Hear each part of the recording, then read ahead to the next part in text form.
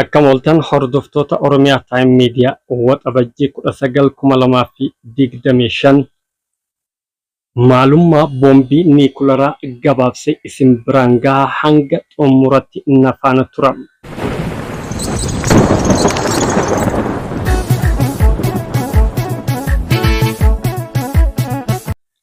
Maalummaa boombiin niikuleeraa gabaabinaan boombiin niikuleeraa meeshaa waraanaa osoo hin taane meeshaa dhala namaa ittiin balleessanidha.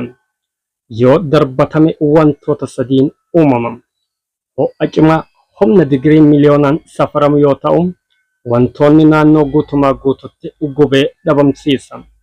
Dambaliin ibiddaa dambaliin sun wantoota hunda diiga. Waan dhalli namaa hojjete tokko hin hafu.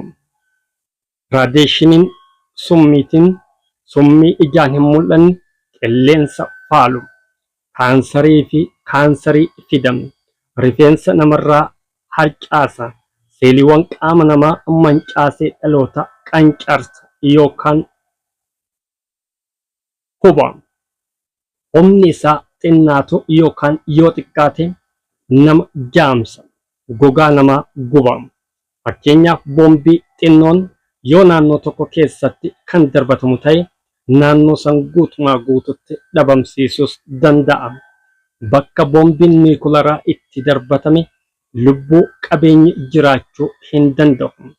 Lafti faalamee yeroo dheeraaf yookaan waggoota 100 ta'aniif bishaan faaluu, biqiltuu balleessuu fi namni naannoo sanitti dhalatu hanqina qaamaatiin akka dhalatus taasisa. Kanaaf boombiin niikuleeraa meeshaa akka salphatti ittiin wal ajjeesan osoo hin taane biyyaa fi naannoo, qabeenyaa fi lubbuu namaa ittiin balleessanidha.